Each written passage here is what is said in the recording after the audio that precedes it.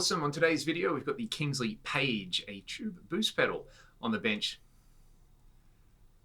Welcome back, legends. We have the Kingsley Page tube boost on the bench today. Big thank you to my buddy Murray for letting me borrow not just this pedal, but a bunch of other amazing boutique overdrives. If you've seen videos with the Analog Man, King of Tone, or the Timmy recently, we can all thank Murray for those. So send him some love in the comment section below.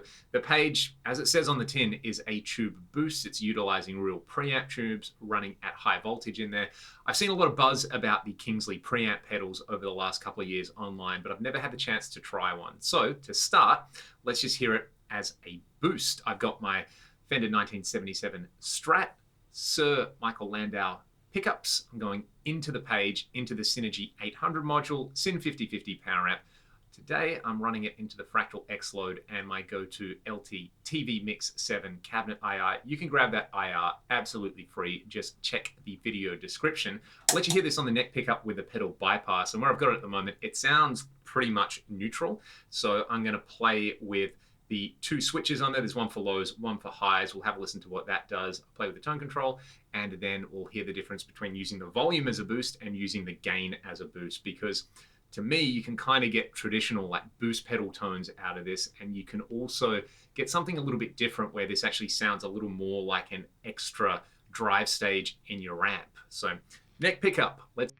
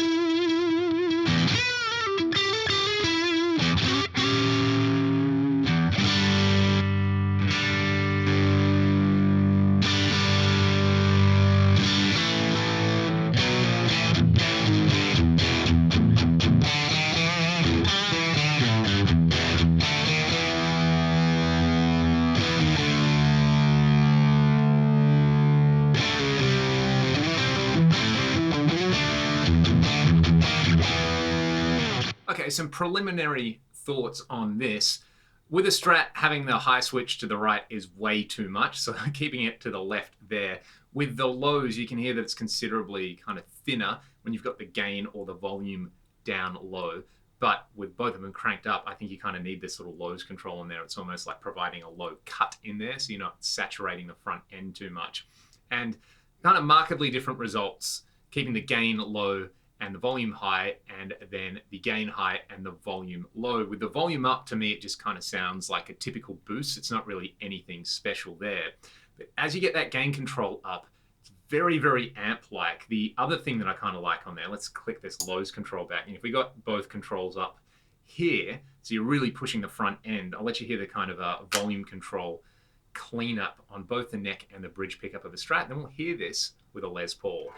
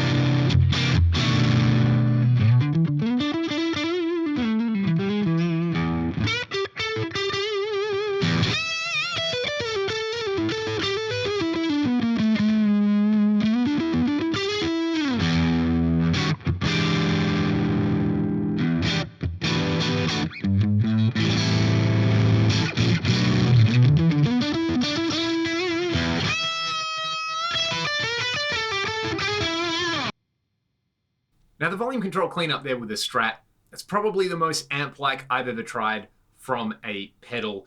You know, maybe it's got to do with the tubes in there, maybe it's got to do with the actual kind of high voltage circuit design in there, but that to me really nails the amp-like interaction between your guitar's volume and tone controls and the front end of your amp, which again, a lot of other pedals don't do. So that's super cool. Got the Les Paul now. Let's hear it with the volume up and the gain down low as a boost. So I'll just kind of flick the low and high controls and see what they sound like and get the tone control in the sweet spot. Same settings on the module.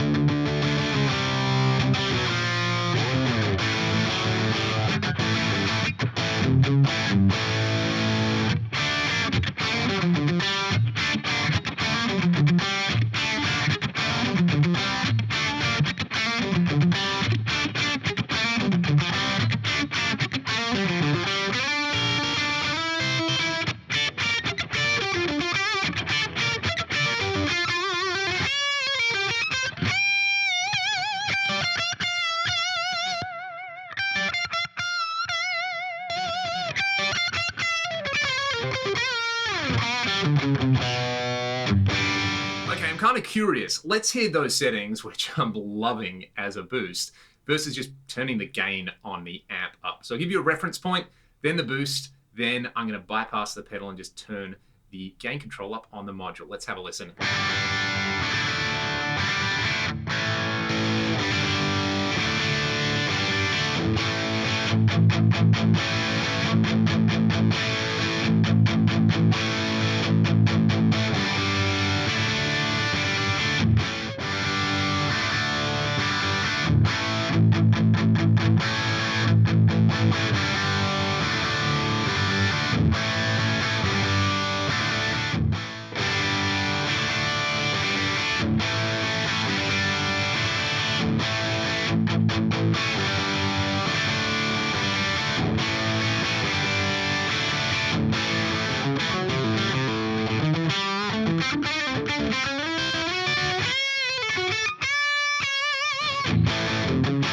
It's pretty close. It's got its own character going on there. I think the presence of the bright cap across the gain control on that Synergy module is going to be the main point of difference there. As you turn the gain up, the bright cap is less effective, whereas the way I've got this set up, I guess that kind of like highs control and the lows control, they probably act sort of like an independent bright cap, so you're gain staging it differently.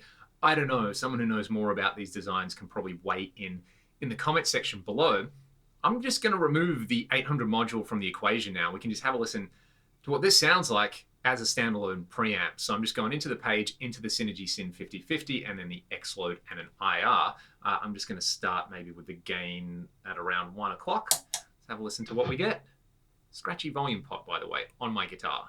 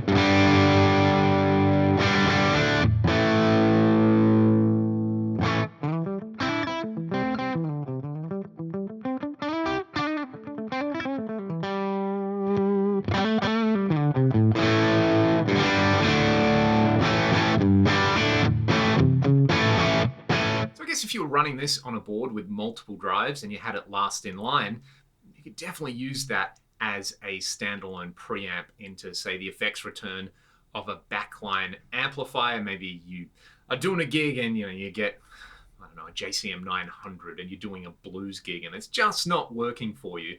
You could have something like this on your board and a tube screamer in front of it or some other type of drive that's going to provide your kind of nice, I'm not going to say crystal clean platform, but your nice edge of breakup kind of sound, and then you can kick a boost in front of that. So it's pretty interesting. I think I like this as a kind of pseudo extra gain stage more than I like it as a boost. If you just have those settings where you've got the volume up high and the gain down low and a tone control and a few switches, there's plenty of pedals out there that can do that in varying degrees and just hit the front end of your amp harder.